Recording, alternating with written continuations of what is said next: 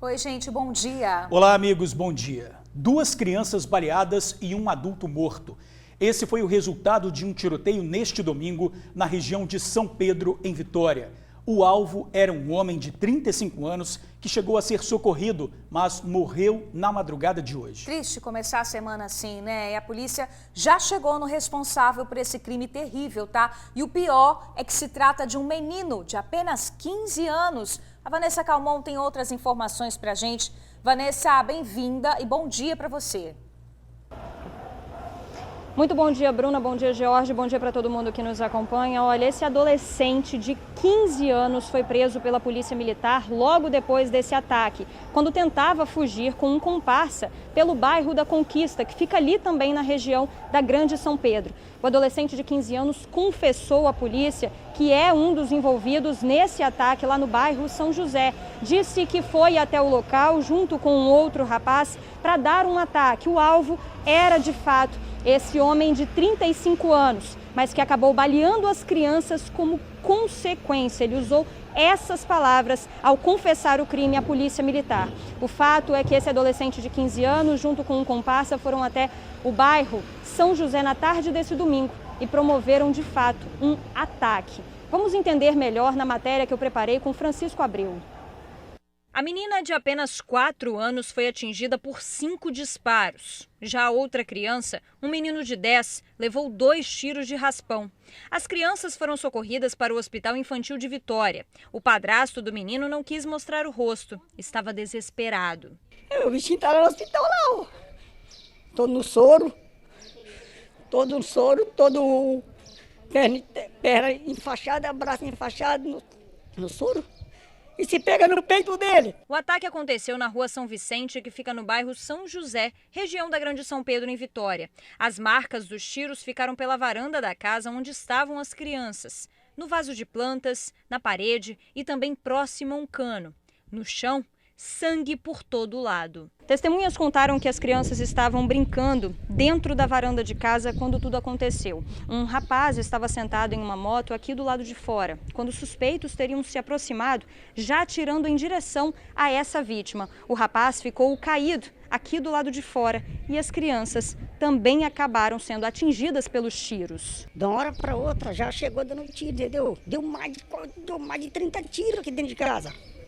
Deu mais de 30 tiros. Aí ele já caiu aqui, saiu arrastando, deitou aqui no chão aqui. E daqui só levando ele pra dentro, entendeu? O alvo tem 35 anos, levou 8 tiros e foi socorrido ao Hospital de Urgência e Emergência em Vitória. De acordo com a polícia, ele é tio da menina de 4 anos. Tem passagem por tráfico de drogas e chegou a ficar preso pelo crime. Foi solto em dezembro do ano passado. A polícia ainda não sabe quem promoveu o ataque e nem o motivo. As crianças não têm parentesco entre si. A casa é da avó da menina de 4 anos. A criança de 10 mora de aluguel com a mãe e o padrasto no mesmo terreno. Dentro de casa, eu quero ver se eu moro em outro canto aí. Mas se eu moro em outro canto aí, porque já me assustou. Já me assustou, porque eu nunca morei em uma casa para dar tiro assim. A primeira casa que eu moro é essa. Medo de vir me atacar.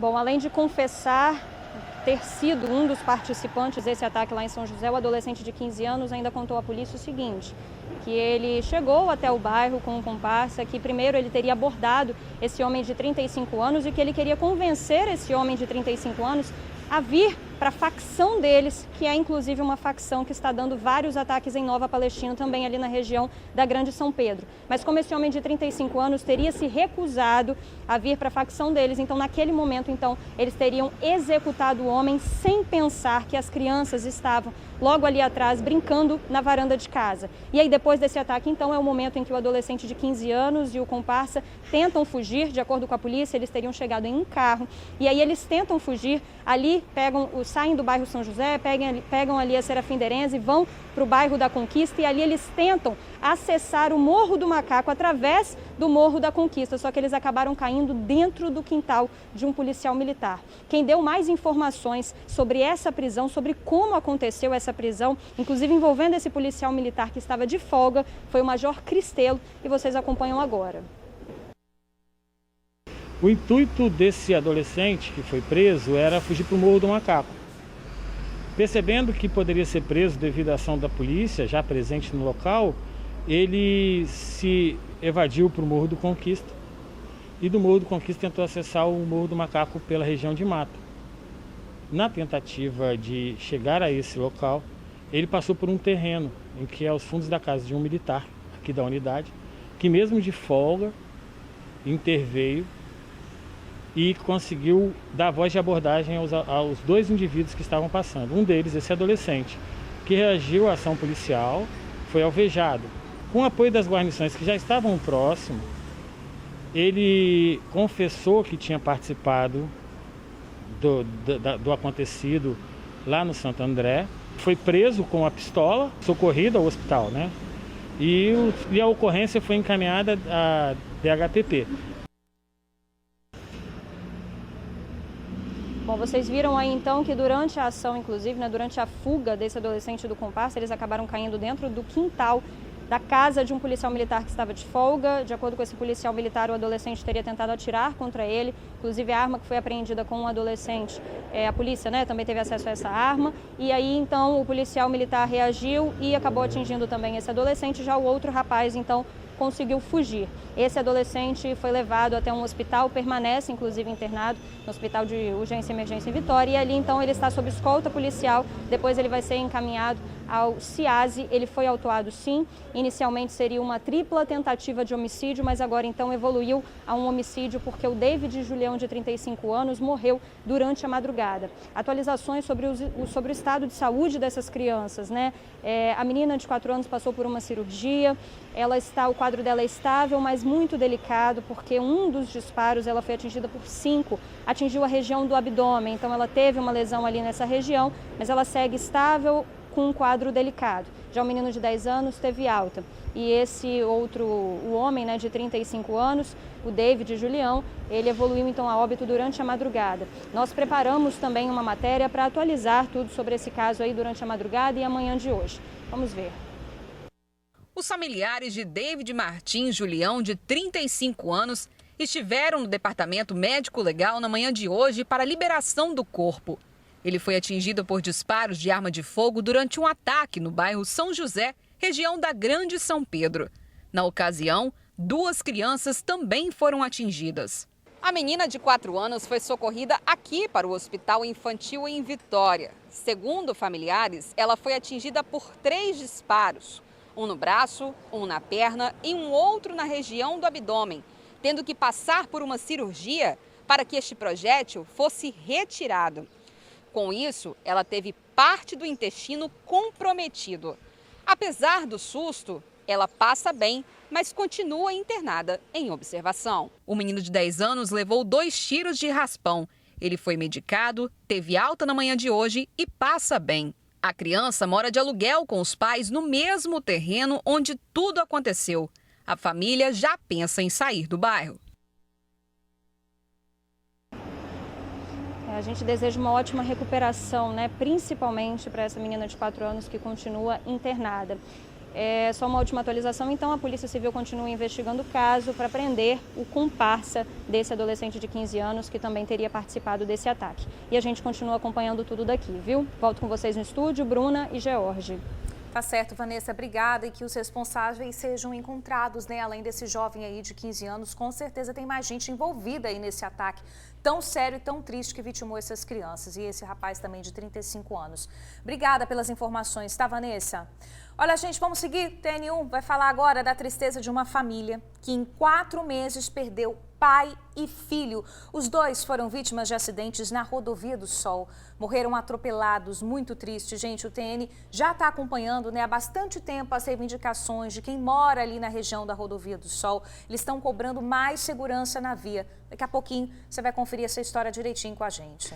Porque agora a gente vai falar, infelizmente, da brutalidade contra mulheres que não tem fim. Uma mulher foi agredida covardemente pelo companheiro em Guarapari. Pois é, gente, ele usou uma barra de ferro e golpeou tanto a vítima que ela acabou com as mãos quebradas. Foi uma madrugada de pavor para esse construtor de 48 anos. No domingo, ele foi acordado no susto com os animais agitados no quintal. Quando eu tenho as criação aqui, que é uns gansos, cachorros, eles ficaram muito alvoroçados no terreiro, cachorro latindo muito. O construtor dormia em casa com um filho de 6 anos. Ao sair para ver o que estava acontecendo, se deparou com seu vizinho, um encarregado de empilhadeira de 38 anos, agredindo violentamente a companheira de 30. Caída ali dentro do quintal, toda ensanguentada. Ele estava com a vara de ferro em cima dela, batendo na cabeça. Foi onde eu entrei e tomei a vara da mão dele. A vara não, a barra de ferro, um cano mesmo de ferro. Ao tentar socorrê-la, acabou agredido no braço.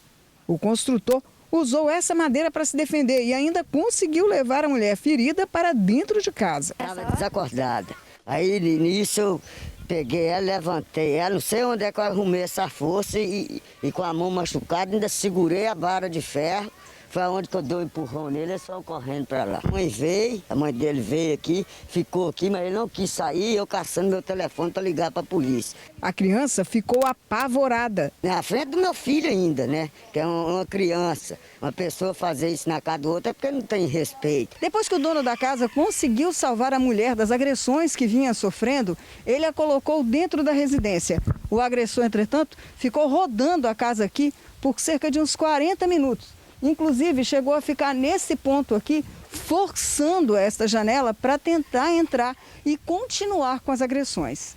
O agressor é vizinho do construtor e está desaparecido. A vítima foi socorrida e, de acordo com a polícia, teria quebrado as mãos na tentativa de se defender. Levou também pancadas na cabeça. Ela está internada no Hospital de Urgência e Emergência em Vitória. De acordo com parentes da vítima, o relacionamento dos dois tem menos de 1 ano e sempre foi marcado por agressões. Em maio, essa agressão desse final de semana teria se repetido, com o encarregado de empilhadeira usando também uma barra de ferro para atacar a companheira. Ele pegou ela, quebrou a cabeça dela na primeira vez, foi para o hospital, botei ela aqui dentro da minha casa, cuidou, ela voltou para ele novamente. Aí ela queria largar ele agora novamente, ele ameaça ela. Que ela não larga, se largar, mata ela, que ela não fica nem com ele nem com ninguém. Neste final de semana, a agressão aconteceu após uma tocaia. Diz que ele estava botando tocaia nela no meio da rua, ela saiu correndo pedindo socorro e entrou pro fundo da casa desse homem. Quando que ela vai, ele botar tocaia nela, não deixa ela ficar sozinha de jeito nenhum. Olha, já vamos chamar então a repórter Suzy Faria, que traz mais informações sobre esse triste caso. Olá, Suzy, boa tarde para você. Boa tarde, George, Bruno e amigos do TN. Fato que aconteceu em Vilagem do Sol, Guarapari, nesse último final de semana. O autor das agressões continua desaparecido. É um empilhador aí, um responsável por empilhadeiras, que trabalha aqui em Vila Velha, tem 38 anos de idade e não compareceu de novo em casa. Chegamos a ir até a casa dele, que fica a poucos metros de onde toda essa agressão aconteceu.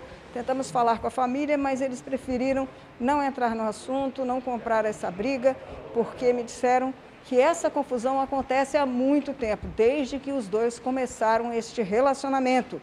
É uma briga constante, agressões mútuas, e que só tem se agravado com o tempo. Inclusive, em maio, essa mulher foi agredida, primeiramente, com essa barra de ferro, teve várias lesões no braço, na cabeça, não chegou a quebrar nada como agora. Porém, só foram aumentando de acordo com essa tia dela, aí, tia de criação. Antes dessa agressão mais forte, George, Bruna, ela já tinha levado uma surra, chegou na casa da tia com o pescoço arranhado, rosto roxo, mas continuou com esse senhor, com essa pessoa de 38 anos que agrediu covardemente na madrugada do último domingo. Como eu disse, ele está sendo procurado pela polícia e ainda não se apresentou. É um caso triste, viu? Até porque, por mais que eles tenham um relacionamento conturbado, nós sabemos que não deve nunca chegar a esse tipo de violência, como foi demonstrada neste final de semana, George, Bruna. Suzy, não foi o único caso de violência contra as mulheres, não, né? Infelizmente. Você tem informações sobre uma mulher que foi agredida dentro do ônibus pelo ex-companheiro, Suzy? Exatamente, Bruna. Um caso também muito chocante. Os dois estavam dentro de um ônibus indo para o terminal de Itacibá, quando no meio do caminho a mulher conversava com o companheiro, querendo acabar o relacionamento, e a reação dele foi qual? A agressão, vários socos dentro do ônibus. Assim que desceram no terminal de Itacibá, ele voltou a agredir a mulher, que saiu correndo, se escondeu no banheiro, pediu socorro. O homem desapareceu. Quando a polícia chegou para poder saber o que estava acontecendo, ouvir a vítima, soube aonde era o endereço deles e resolveu ir na casa procurar.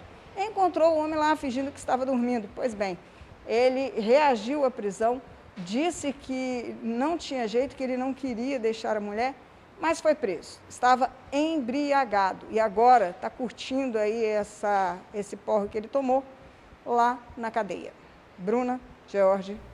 Tá certo, Suzy. Obrigada, tá, pelas informações. Daqui a pouquinho você tá de volta. A gente continua nesse assunto, né, Jorge, porque em Conceição do Castelo, a vítima é uma enfermeira que foi assassinada com 9 tiros pelo ex-marido. Ela tinha 36 anos e foi baleada na cabeça. Chegou a ser socorrida, mas não resistiu. Câmeras registraram o momento do crime. A câmera mostra quando um homem estaciona o carro. Logo depois, a vítima corre e grita.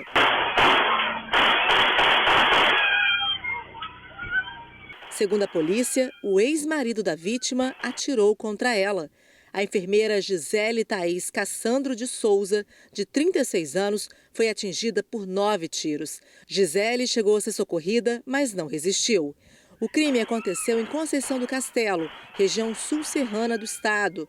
A câmera fica na casa de um vizinho da vítima. Segundo os familiares de Gisele, ela estava sentada na calçada de casa quando o ex-marido estacionou o veículo e já saiu com a arma na mão. Ela correu, mas acabou baleada. Ainda de acordo com os parentes, um homem que tentou ajudá-la é o atual companheiro da enfermeira, que acabou baleado e socorrido ao hospital. O ex-marido de Gisele, Natal Correia, de 40 anos, foi preso em flagrante por feminicídio, encaminhado ao presídio de Viana. De acordo com parentes, o casal viveu junto por 5 anos, tem uma filha de 18 anos e estaria brigando por causa de pensão.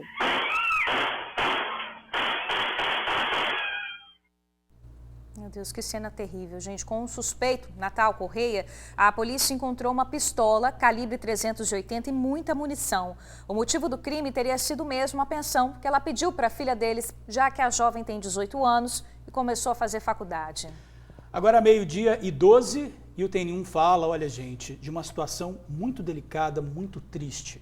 4 meses depois, um novo luto. Pai e filho vítimas de atropelamento na Rodovia do Sol. Uma tristeza sem fim e vale relembrar que o TN já acompanha o clamor por segurança nessa via, né, Bruno? É isso mesmo, vamos lá para fora conversar com a Vanessa, porque, Vanessa, você mesma já mostrou esse problemão por lá, não é mesmo, minha amiga? Com certeza, Bruna, não foi uma vez só não, viu, minha amiga? Por várias vezes eu já estive lá na Rodovia do Sol para mostrar um problema que envolve o excesso de velocidade, né? Tem um radar na Rodovia do Sol, mas tem uma extensão muito grande de muitos quilômetros que os motoristas conseguem acelerar e chegar, inclusive, a cerca de 140 km por hora ali na Rodovia do Sol. Então, por conta disso, né, muitos motoristas não respeitam a sinalização da via, não respeitam a velocidade permitida, eles acabam ultrapassando essa velocidade, chegam a velocidades extremas e aí os veículos menores, como as motos e as bicicletas, estão sofrendo, gente. E mais do que isso, né, os motoristas que causam esses acidentes muitas vezes ficam impunes desses acidentes. Inclusive, é isso que aconteceu nesse caso que a gente está acompanhando. Eu mesma estive na Rodovia do Sol na época do acidente que envolveu o Gabriel Rodrigues da Silva, né, um jovem de 23 anos, motoboy, estava trabalhando no momento em que ele foi literalmente atropelado por um carro que passou ali em alta velocidade. Gabriel foi jogado às margens da rodovia, nem teve chance de ser socorrido e acabou morrendo ali mesmo às margens da rodovia. Enquanto eu fazia essa matéria, gente, eu encontrei com o pai dele, que estava ali na rodovia procurando pelas coisas do Gabriel. Cheguei a conversar com o seu Gilson também. E aí, para minha triste surpresa, neste final de semana, seu Gilson voltava de um terreno que eles têm, que a família tem em Vilagem do Sol, ali pela Rodovia do Sol também, e acabou atingido quando passava de bicicleta por um carro e morreu praticamente no mesmo local que o filho. Você vai entender melhor essa história, que tem muitas semelhanças na matéria que eu preparei. Olha só. Gilson Rodrigues da Silva, de 49 anos, é mais uma vítima da violência no trânsito. A bicicleta em que estava foi atingida em cheio por um carro na Rodovia do Sol, altura do bairro Interlagos, em Vila Velha. Esse vídeo mostra como ficou a bicicleta. O auxiliar de produção morreu na hora. O motorista do carro fugiu e não prestou socorro à vítima. A placa do veículo foi encontrada pela polícia no local do acidente. A filha de Gilson soube do que aconteceu na manhã deste domingo. Meu pai saiu para tratar dos cachorrinhos dele lá no lote, né, lá no Vilagem do Sol, e não chegou hoje. Eu fui procurar, parei num posto da rodovia e soube que teve um acidente com um ciclista e foi fatal, morreu na hora. O motorista fugiu sem prestar socorro. A família está sem chão com mais uma perda. É que Gilson era pai de Gabriel Rodrigues da Silva, um jovem de 23 anos que também perdeu a vida em um acidente na Rodovia do Sol, em maio deste ano. Encontramos seu Gilson no local do acidente do filho. Ele chegou a conversar com a nossa equipe. Estava consternado com a morte do jovem. É triste. Não tô nem acreditando que aconteceu isso não, velho. A semelhança entre o acidente do Gilson e do Gabriel não está somente no local onde eles aconteceram, que foi aqui na Rodovia do Sol. Da mesma forma que o motorista que atropelou o Gilson não prestou socorro à vítima, no acidente envolvendo o Gabriel, o motorista do carro também não prestou socorro. Na ocasião, a batida foi tão violenta que o carro chegou a capotar. O motorista conseguiu sair do veículo, pediu ajuda a um motorista de aplicativo que passava aqui pela Rodovia do Sol e foi para um hospital da região, deixando o Gabriel às margens da rodovia. O motorista foi identificado e chegou a ser ouvido pela polícia 2 dias depois do acidente, mas foi liberado. Até hoje a polícia não falou nada, não prenderam o cara continua solto, dirigindo normalmente. Eu tô com medo. Eu acho que vai ser da mesma forma. A gente vai enterrar o meu pai e não vai conseguir prender a pessoa que fez isso. Agora a família pede por justiça. Gilson e Gabriel, pai e filho, 2 vidas interrompidas pela violência no trânsito.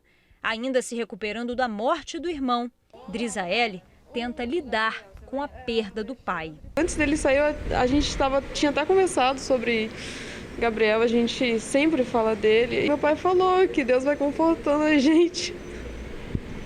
Falou que Deus ia confortando a gente, que a gente ia ficando bem aos poucos.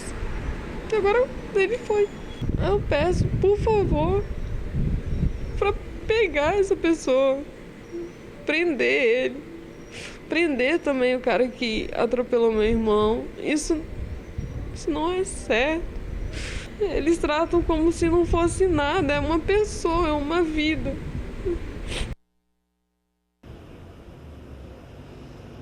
A gente também fica até consternado, né, em escutar esse depoimento da filha.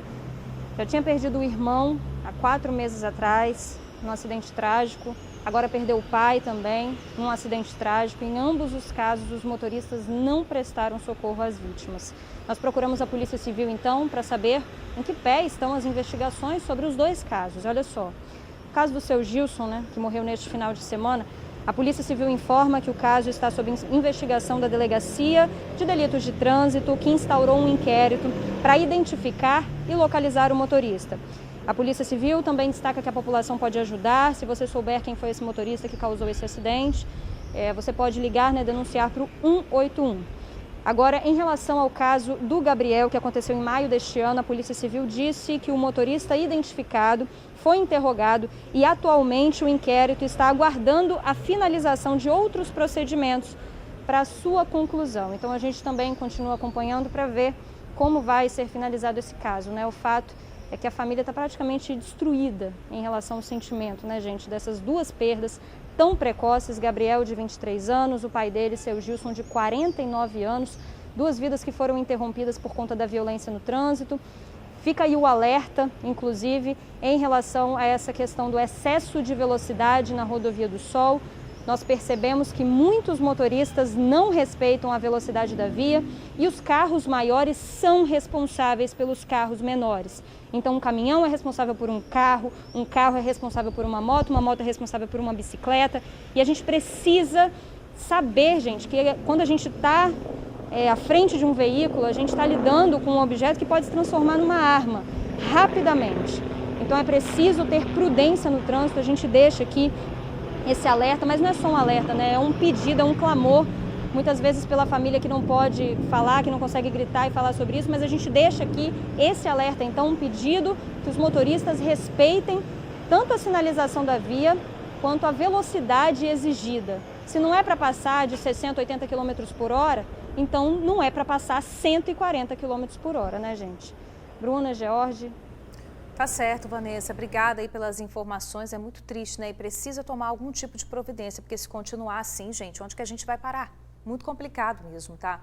Olha só, vamos seguir com o TN1. A polícia falou agora há pouco sobre o caso do ex-funcionário da Santa Casa preso por suspeita de dar um prejuízo milionário no estado. Pois é, ele contratava funcionários fantasmas e, no fim, quem recebia o salário era o acusado da fraude. A Suzy Faria já tinha adiantado essa notícia para a gente na sexta-feira aqui em primeira mão e agora ela traz mais detalhes que foram divulgados aí durante uma coletiva, não é isso, Suzy? Exatamente, George. A coletiva terminou há pouco, mas nós vamos trazer detalhes sobre esse fato desse funcionário conhecido como Jaziel Luiz Câmara, que teria dado um prejuízo de aproximadamente R$1 milhão à Santa Casa de Misericórdia no período em que ele teria ficado empregado no local, cerca de 5 anos. Ele teria entrado em 2015 e, de acordo com o delegado Janderson Lube, saiu em agosto de 2020, depois que a Santa Casa fez uma auditoria lá dentro e descobriu toda essa fraude. Quem vai detalhar esse assunto para a gente é exatamente o delegado que fez toda essa investigação e que está aqui ao meu lado. Boa tarde, delegado. Boa tarde. Delegado, conta pra gente aí, que eu acho que tem muita gente querendo saber o seguinte: como a polícia descobriu essa fraude e como ela se dava dentro da Santa Casa? Foi nos passado, a partir da auditoria realizada pela Santa Casa, os indícios da prática criminosa lá dentro e o desvio de recursos.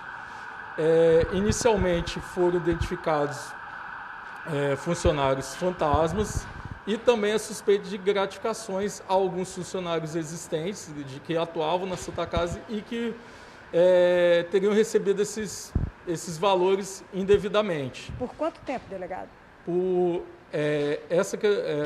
Durante 1 ano, foi o período ali em que foi constatado. Alguns funcionários receberam somente no período de 1 mês, outros funcionários receberam mais vezes, mas fato é que foi identificado 3 esquemas diversos, que os 2 primeiros noticiados inicialmente das gratificações a funcionários pré-existentes e também o outro esquema referente à inserção de funcionários fantasmas que recebiam, além de salário, gratificações em valores muito elevados. Quais valores, delegado? Aproximadamente aí, alguns recebiam R$20 mil até R$60 mil em parcelas durante alguns meses, no período ali de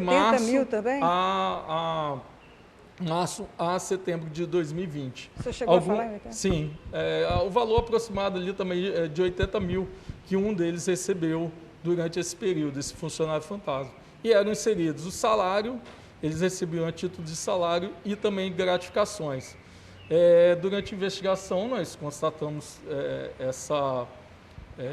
reforçamos esses indícios preliminares que a Santa Casa nos forneceu e também identificamos ali as suspeitas de valores recebidos em espécie, desviados em espécie e que eram depositados na conta do principal investigado, que era o gerente de RH, e que ele também fora gerente de faturamento da Irmandade Santa Casa. Isso tudo nos trouxe aí, durante a investigação, os valores na ordem de aproximado de R$1 milhão. Agora, sabe o que o delegado também falou durante a coletiva? Olha só, são 15 pessoas envolvidas nesse esquema. O gerente de RH, o Josiel, tem também um construtor de Marechal Floriano, que começava a fazer aí a busca de pessoas que poderiam dar tanto os dados pessoais como as contas, para que o dinheiro dos funcionários fantasmas fosse depositado e devolvesse uma parcela para o gerente de RH, não é isso, delegado? Isso aí. Esse construtor, ele ajudou, né, a indicação de pessoas que seriam usadas para a prática da inserção de funcionários fantasmas, essas pessoas que não tinham nada a ver com a Irmandade, em momento nenhum não eram sequer profissionais da área de saúde, e que emprestaram seus dados para o recebimento de vantagens e posteriormente eram repassados para esse construtor e destinados ao principal investigado, que era o gerente de RH. Agora, o pior disso tudo é que funcionários também do RH fazem parte, cerca de 6 funcionários que recebiam gratificação. Os valores que foram saindo da Irmandade, como o senhor fala, é de 25 a 80 mil reais. O chefe aí, o gerente, está preso, mas ainda falta ouvir essas outras 13 pessoas que podem ser presas também por estelionato, delegado? Todas essas pessoas estão sendo investigadas, estão sendo intimados e inquiridos durante essa semana para prestar os devidos esclarecimentos acerca de todas as circunstâncias do recebimento dessas vantagens e também, né, esclarecer como é que, a que título estavam repassando para o investigado que era gerente de RH. Mas fato é que a gente conseguiu identificar a inserção das gratificações, os funcionários fantasmas e esses valores suspeitos depositados em espécie. Ok, delegado, muito obrigada pelo esclarecimento do senhor. Boa tarde, parabéns aí pelo trabalho que o senhor desenvolveu e que desencadeou a descoberta dessa fraude. Lembrando, gente, que o setor de saúde sempre vive numa dificuldade muito grande. E há algum tempo atrás, alguns funcionários, por exemplo, da Promatre, que é ligada à Santa Casa, estavam até sem receber salário pela dificuldade financeira que a empresa passava. E aí a gente já sabe o que pode ter acontecido para esse dinheiro não ser pago aos funcionários, né? É com vocês aí no estúdio, George. Valeu, Suzy. Obrigado aí pelas informações, agradeço também ao delegado. Olha, gente, tiro em plena luz do dia quando moradores estão indo ou voltando do trabalho.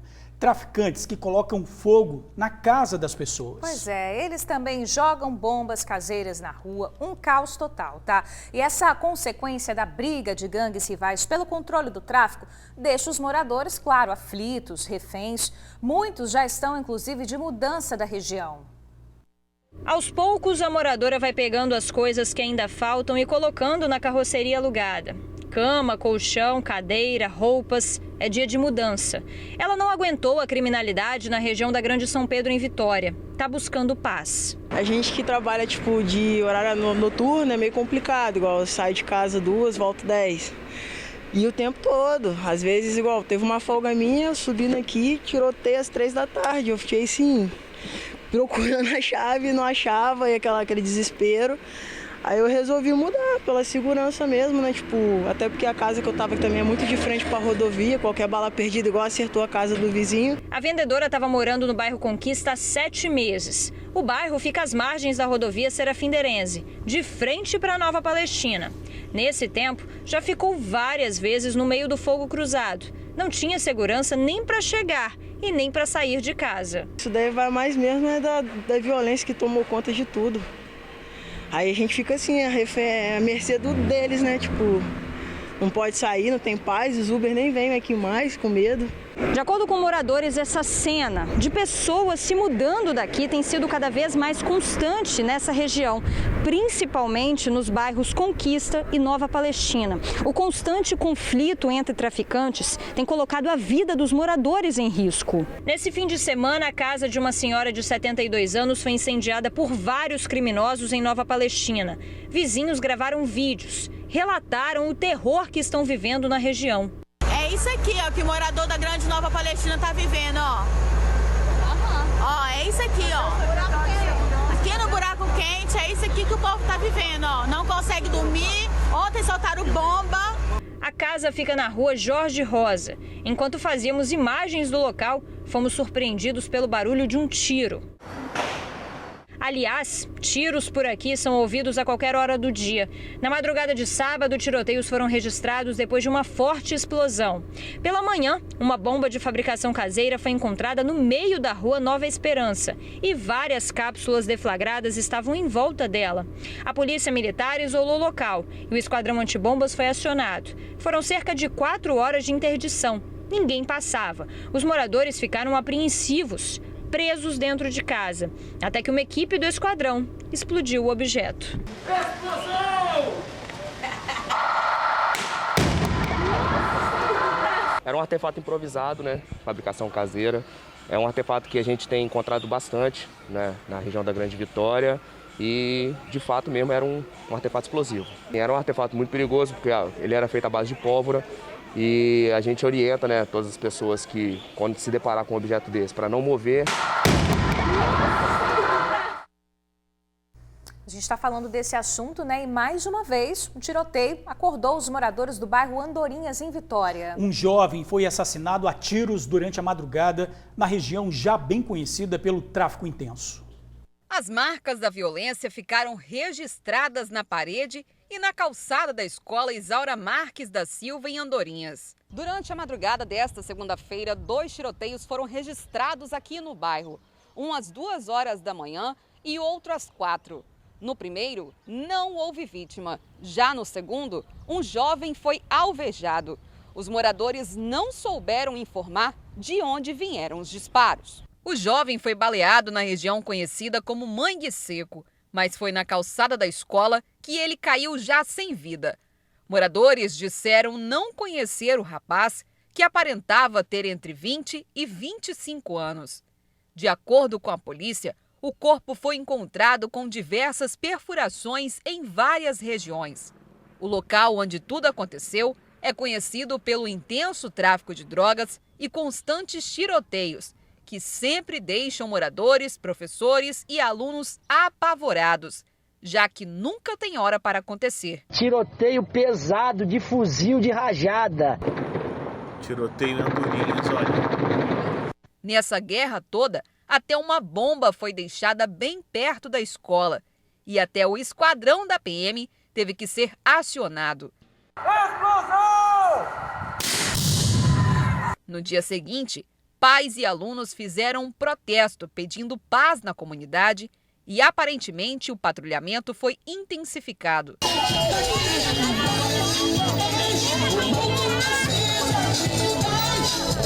Na manhã desta segunda-feira, a Polícia Militar e a Guarda Municipal permaneceram reforçando a segurança na região onde o rapaz foi assassinado. O corpo foi encaminhado para o Departamento Médico Legal e até a manhã de hoje, nenhum familiar tinha comparecido para fazer a liberação. Olha, até agora ninguém foi preso. Quem tiver informações que possam ajudar a polícia, ligue para o Disque Denúncia 181. 12h32, a gente vem sempre mostrando aqui no TN o perigo de animais soltos na pista, né? E teve mais um caso, tá, gente? Só que dessa vez na terceira ponte. Muito grave. O Luciano Rosetti está ao vivo aqui com a gente e já traz os detalhes desse cavalo que foi atropelado ali na ponte. Foi isso, Luciano?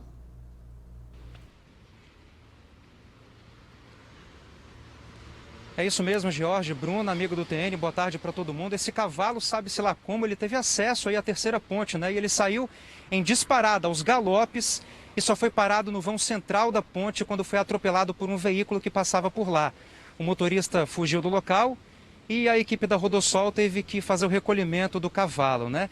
Esse caso faz a gente lembrar de um outro caso que a gente mostrou na semana retrasada, lá no bairro Boa Vista, em Vila Velha, aquele cavalo que saiu arrastando a bicicleta pelo meio da rua. Ele saiu de forma descontrolada, acabou atropelando um motoqueiro, junto com a moto, levou tudo junto, né, causando transtorno aos moradores. E faz a gente lembrar também de um caso que nós mostramos na semana passada numa reportagem, segunda-feira passada, melhor dizendo, né?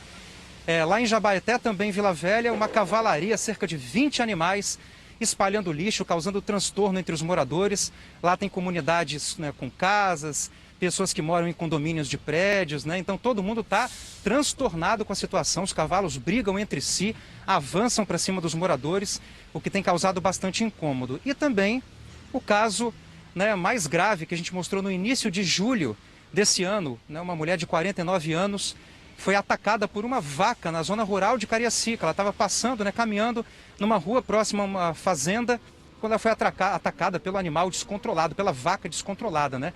Os ferimentos foram tão graves que essa vítima de 49 anos acabou morrendo. E tem uma lei estadual que proíbe veículos de tração animal em municípios com mais de 100 mil habitantes. E cabe aos municípios fiscalizarem essa situação para impedir que acidentes, até mesmo fatais, possam ocorrer, né? Vale obedecer essas leis, não é isso? Volto com vocês. Sem dúvidas, né? Nesse caso do cavalo da terceira ponte, que o Luciano informou para a gente inicialmente, a primeira informação que a gente teve é que o motorista que atingiu aí o animal teria fugido. Então a gente não sabe se ele se feriu ou não, porque é um risco grande para o motorista, né? Mas a informação que a gente tem é que o motorista não ficou ali no local. Além de obedecer às leis, as prefeituras devem cumprir essa lei, né? Que determina que em municípios com mais de 100 mil habitantes, esses animais não podem circular. Os donos devem ser identificados e devem ser punidos também. É isso aí. Obrigada, tá, Luciano, pelas suas informações, viu, meu amigo? Gente, agora uma cena de covardia. Uma frentista de 21 anos foi agredida por um cliente enquanto trabalhava em um posto da Serra. O motorista se irritou, vejam só, gente, porque queria esperar para ser atendido. Na verdade, ele não queria esperar para ser atendido. Câmeras do local flagraram a agressão. Nas imagens dá para ver o momento em que o homem vai até a frentista. Ele gesticula. Ela continua o trabalho. Pega uma maquininha de cartão e atende o cliente que está no carro. Enquanto o homem permanece em pé ao lado dela, parece impaciente. De repente, ele dá um tapa na menina. Com a força da agressão, ela chega a ir para trás e os dois começam a discutir. Uma outra frentista também se aproxima e começa a gritar com o homem. Depois, ele entra novamente no veículo.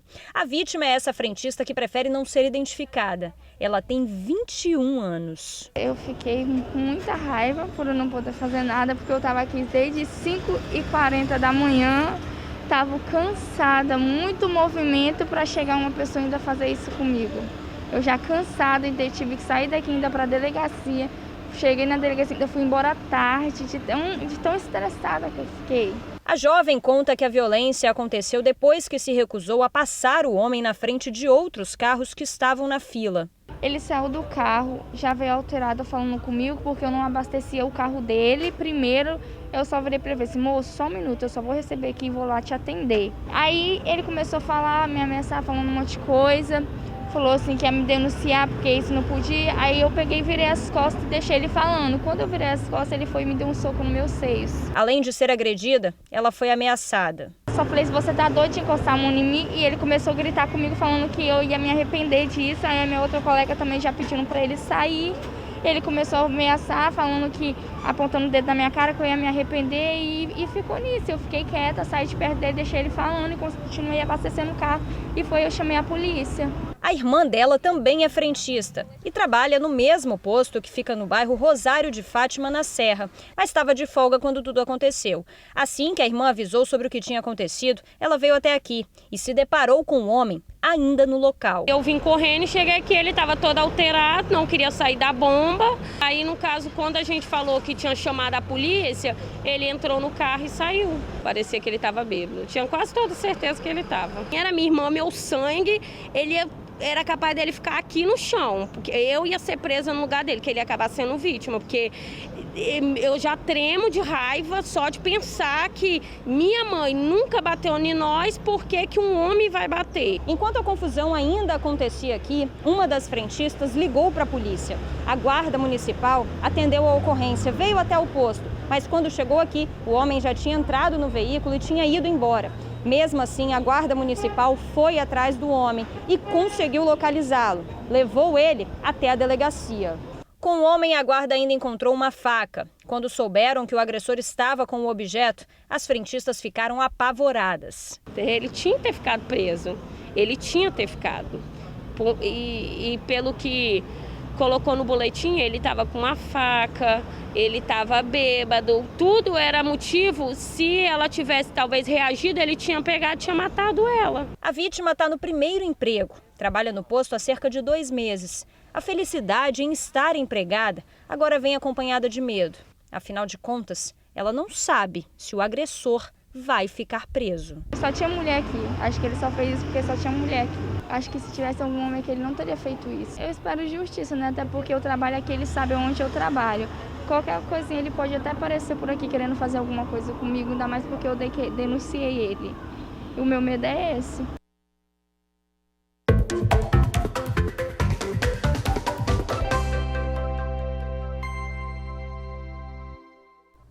Hora boa, hein? Bora começar a semana ligadinho nas oportunidades de emprego? Em Vila Velha são 253 vagas, tá? Tem vaga para eletricista, açougueiro, lavador de veículos, cozinheiro geral e muitas outras, tá? Para você fazer seu cadastro e também ver as outras vagas disponíveis. Além do site que está aparecendo aí na tela, você também pode acessar o vilavelha.es.gov.br/agenda online. Entra lá e fica ligadinho. De Vila Velha a gente vai para a Serra, porque no Cine da Serra são 146 oportunidades para diversas áreas, como encanador, estoquista, mecânico. Quem tiver interessado, compareça lá ao Cine da Serra, que fica no bairro Portal de Jacaraípe, no Pró Cidadão, a partir das 8 horas da manhã. Se você quiser conferir todas as vagas disponíveis na Serra, entre em maisemprego.serra.es.gov.br. Um ônibus tombou e 7 pessoas ficaram feridas na BR-101 em João Neiva. 7 pessoas, imagina a situação, hein? 2 continuam internadas. O ônibus saiu do Rio de Janeiro com destino ao Ceará e 27 passageiros estavam a bordo. O acidente foi no último sábado à noite, perto do trevo de João Neiva. As causas do acidente ainda estão sendo apuradas. A Aviação Itapemirim lamentou o acidente e disse que 5 vítimas tiveram ferimentos leves e foram liberadas. 2 continuam internados em hospitais de Aracruz e também de Linhares. A empresa está prestando toda assistência aos passageiros e também aos familiares. 12h41, vamos para uma pausa rapidinho. Em 1 minuto você confere novas vagas de emprego, tá? São 700 oportunidades em diversas áreas de atuação. 4 homicídios em Cariacica em menos de 12 horas. Em um dos casos, um casal foi assassinado no bairro Flechal 2. A gente já volta. Vamos, olha só, uma festa clandestina foi interrompida em Cariacica. Pois é, a polícia e bombeiros foram ao local e constataram que o evento não tinha alvará. Após denúncia anônima de uma festa clandestina, fiscais da Prefeitura de Cariacica saíram da delegacia de Rio Branco em comboio, junto com policiais civis, militares, além do Corpo de Bombeiros. As viaturas seguiram até o bairro Cajueiro. A principal denúncia era de aglomeração. Nesse momento, os fiscais da Prefeitura e o Corpo de Bombeiros estão lá dentro verificando a alvará de funcionamento da casa e também se segue as medidas de segurança oferecidas aos clientes. O Corpo de Bombeiros também verificou os extintores. Os militares e fiscais não podiam gravar entrevista, mas disseram que o local estava sem alvará dos bombeiros. Mas o dono do estabelecimento já estava encaminhando a documentação à Prefeitura. A festa foi interrompida e vários participantes foram embora durante a fiscalização. Pois é, o local foi notificado por descumprir regras sanitárias. As sanções administrativas devem ser tomadas pela Prefeitura. 3 motos, em média, são roubadas por dia aqui no Espírito Santo. A informação é do Sindicato dos Motociclistas. Do início do ano até agora, mais de 2.300 motos foram roubadas. São assaltos à mão armada, mas também, gente, muitos criminosos aproveitam ruas de pouco movimento para agir. Erinei é um cara que coleciona motos, já teve 4. Isso porque ele, infelizmente, também coleciona assaltos. Já teve 3 motos roubadas. Parei no sinal, chegando no serviço, 4 e pouca da tarde, o cara encostou do meu lado e pediu a moto e levou. Tava 2, carro armado não podia fazer nada, até hoje a polícia nunca achou. Essa aí mesmo foi roubada, mas um tempo depois ele conseguiu recuperar. Já o Vanderlei nunca foi assaltado, mas perdeu as contas de quantas vezes ouviu histórias de amigos que ficaram a pé. Meus amigos já foram assaltados, entendeu? Geralmente encontra a moto com a ignição estourada, tentou forçar, não conseguiram. Às vezes rouba, acha depois de 1 semana, 2 semanas, às vezes não encontrar, encontra mais. A realidade do Espírito Santo é dura quando a gente fala de furto e roubo de veículos. Mais de 31.700 foram parar nas mãos de criminosos, sendo 2.354 motocicletas. Isso só neste ano. Hoje aqui, pelo que a gente tem conhecimento, Com a própria ferramenta que vem na motocicleta, você consegue desmontar ela, você consegue tirar as rodas, tirar o tanque, tirar o banco, tirar o motor inteiro e muitas empresas aí compram peças de motos roubadas para botar no mercado. Então existe aí um mercado paralelo onde fomenta esse índice que é grande de furto de motocicleta aqui no estado do Espírito Santo. São 3 dessas aqui por dia. Essa foi a conta que o Sindicato dos Motociclistas fez com relação ao número de furtos e roubos de motocicletas aqui no Espírito Santo. Claro que existem assaltos à mão armada e esses muitas vezes são difíceis de evitar, né? Mas existem também muitos vacilos que os motociclistas dão, que são aí, claro, uma porta aberta para a ação dos criminosos. É o cadeado que não está preso, a trava de disco que não está presa também e por aí vai. A gente recomendamos que todos passem a usar as suas correntes, as suas travas de disco, que faça o seguro, certo? E que sempre mantenha as motocicletas também no padrão para não vir causar nenhum tipo de acidente também, né? Mas mesmo prendendo a moto na grade da casa dele com um cadeado, o José Fernando, que mora em Cariacica, teve a moto dele furtada por um bandido às 2 da madrugada. De manhã eu acordei para trabalhar. Quando eu saí no portão, já vi que a moto não estava lá. Imediatamente, como tenho o circuito de monitoramento, eu avaliei as imagens e vi que por volta de 2 horas da manhã, os elementos chegaram no carro, usaram a chave Michelin para estourar o miolo da direção e depois usaram um alicate corta-frio e arrebentaram a corrente, que ela estava presa na grade, né? E assim levaram o meu veículo. Parece que não há muito o que fazer, né? Vanderlei estaciona a moto dele, vai para o trabalho e confia que ela vai estar lá no mesmo lugar quando ele voltar. Trava a direção aqui e entrega nas mãos de Deus que ninguém roube ela.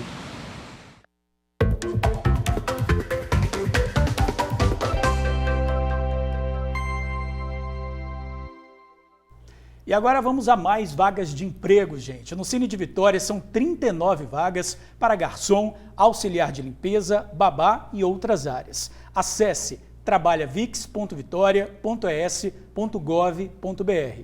No Cine de Vitória, fica na Casa do Cidadão, na Avenida Maruípe.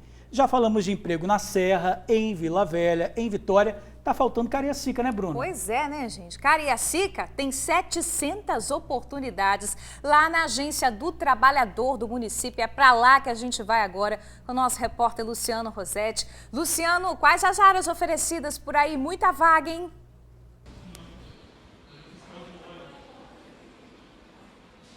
Tem muita vaga, minha amiga. São mais de 700 vagas aqui na Agência do Trabalhador de Cariacica.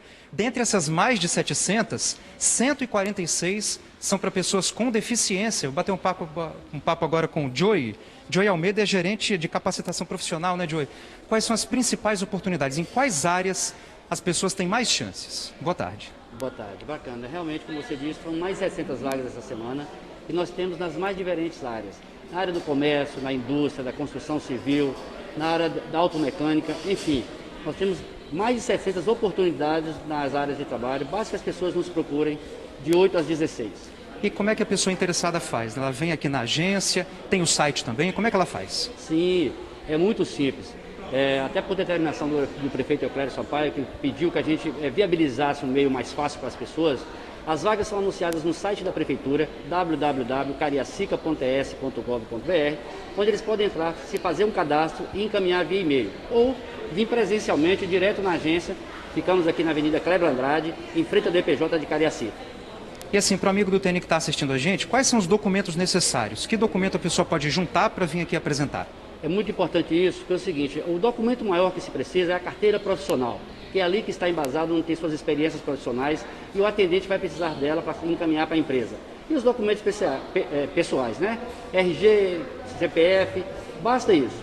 E nós faremos as demais avaliações e encaminhamentos para as empresas. Então só fica parado quem quer, né? Em resumo é isso, né? Sem dúvida alguma. Nós temos, para ter ideia, mais de 700 vagas e as 3 semanas que está girando em torno disso, 700, 800 vagas. Só fica parado quem fica em casa esperando que a vaga chegue. Se nos procurar, ele vai entrar no mercado de trabalho.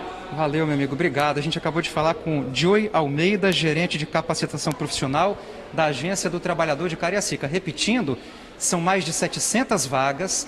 Dessas mais de 700, 146 são para pessoas com deficiência. Só fica parado quem quer. E você que está em casa aí, ó, não fica com vergonha não, sabe por quê? Vergonha não paga a conta não, viu? Eu volto com vocês. Exatamente, Luciano. Obrigado aí pelas informações. Agradecemos também ao Joey, que sempre passando notícias fresquinhas, vagas que chegam ali em cima da hora do Cine, para você só ir lá, gente, e fazer o seu cadastro. E ali, tem uma moça ali, ó, olhando no painel, já procurando a vaga dela. Faz assim como a moça que está ali atrás do Luciano, tá? A gente está vendo que não tem fila lá na Agência do Trabalhador em Cariacica, então é só chegar, 700 oportunidades. Vão correr atrás, começar a semana empregado, tá, meu povo? Tá aí, ó, vai lá procurar a sua vaga. Luciano, obrigada pelas informações, tá, meu amigo? Valeu! E olha, em instantes, a ronda de agendamentos de vacina contra a Covid.